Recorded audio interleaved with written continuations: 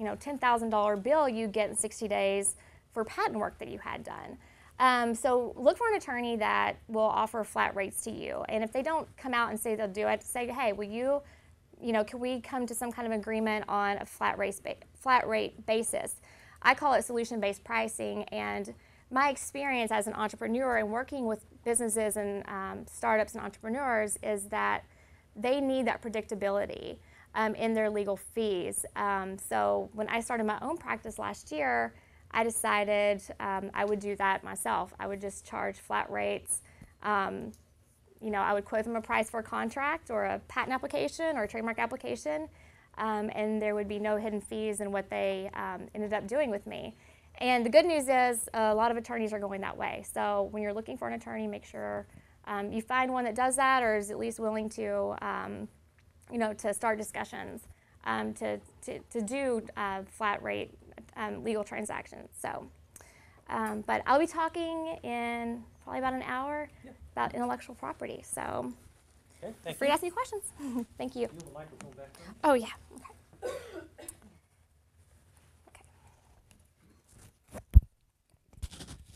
All right. Thank you, Susie. As I said, our goal today is to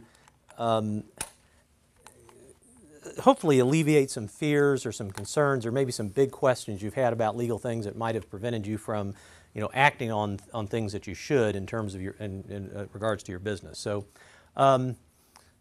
everybody who's ever been to this always sees this. I don't get into this, but this is kind of our model for business success here at Kentucky Highlands, and this is what we kind of use as the platform for these training sessions that we do. We see that considering a brand new business, there's kind of 4 phases a business goes through. That's the planning phase, the deployment of the business, the growth of the business, and then a potential exit. And so we have training classes that kind of fill in all these different tiers here. So we can, today we're kind of in any of these tiers, but we're going to still be a lot down here in this planning stage about, what to do initially for your business to make sure it's on the right legal footing. But the thing I always like pointing out to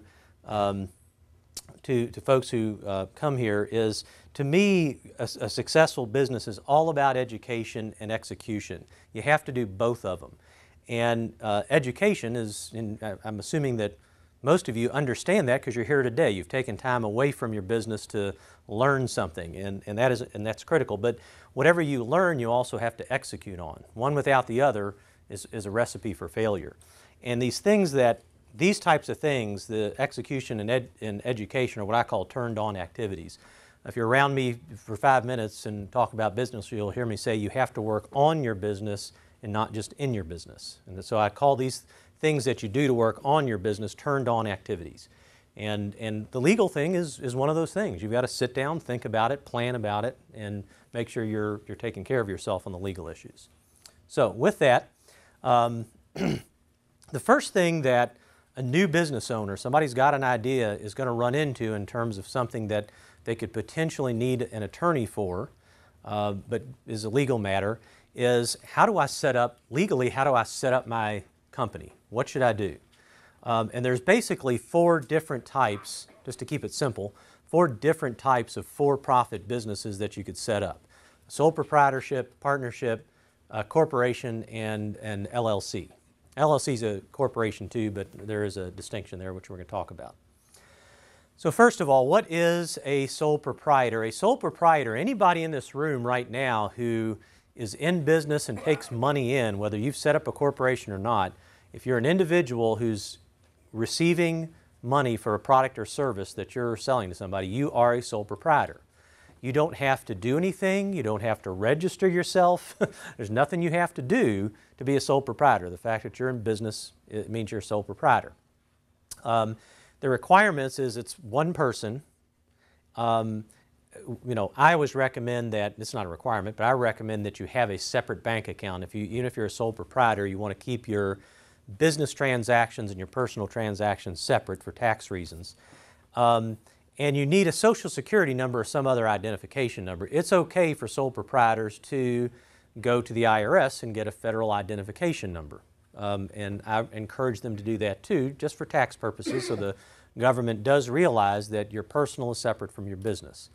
Now, I'm not going to be able to sit here and as a person who plays an accountant on the weekend to tell you what's right for you. There's too many intricacies there, but today just understand that, in my opinion, the more you can separate, if you're a sole proprietor, the more you can separate your business and your personal stuff, the cleaner your taxes are going to be, and you're going to be able to probably avoid paying taxes or avoid an audit or those type things down the road. So best to keep them apart. The pros of having a sole proprietorship is it's easy to set up and begin. Like, you don't need an attorney. You don't need any legal documents. You just kind of get go. You hang out your shingle, declare your business, you're in.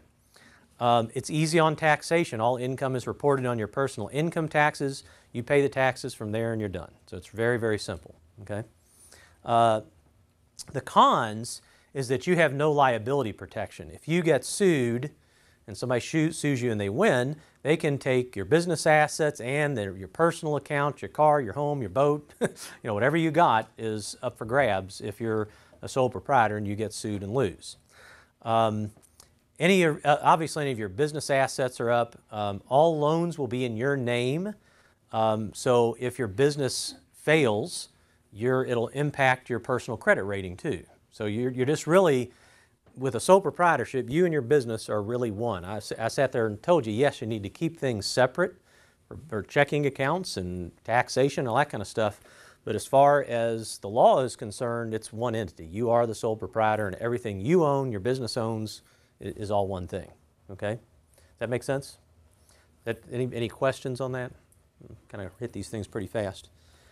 So here's my tips. Again, I would get a EIN, employee identification number, from the IRS.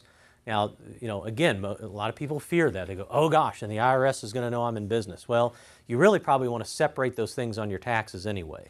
So, and again, an accountant will tell you, the best strategy there. But definitely keep your accounts separate. Set up a separate checking account. Even if you're going to use a credit card for your business, get one credit card that you're using for your business transactions, one for your personal transactions. If you want to take some money from the business, have the business checking account write you a check personally, so just keep it all clean and simple. Don't go back, take your business checkbook and go buy groceries, and that kind of stuff. That's going to get you in trouble, okay? Partnership is very similar to a sole proprietorship, but this is, instead of one person, you've added a second person, and so now you're a partnership. You don't need an agreement, again. It doesn't require anything legally, is not required of you. I highly recommend that you have an agreement with your partner because, things down the road, your partner, I've seen this a lot, it might be your sibling. And you say, we love each other. Nothing's ever going to go wrong. Everything's fine. But some things that you just don't even consider could potentially happen. What if you're in partnership with your brother and your brother passes away? Okay, now all of a sudden his wife is your partner. You may not like her as much, or she might not think the same way you do, all right? So you should have some agreement that just handles those things. What if one of the siblings wants to get out? And how would you do it, and how would you value the business, and how would that transaction look? What if one of them passes away? And I also recommend that you come to agreement on, if it comes down to making a decision and you all disagree, you might want to say, if it has to do with accounting, John's going to win. If it has to do with marketing, Sam's going to win. Or, just have something in writing so you all just know up front, and you're not going to be, your business isn't going to make you enemies, all right?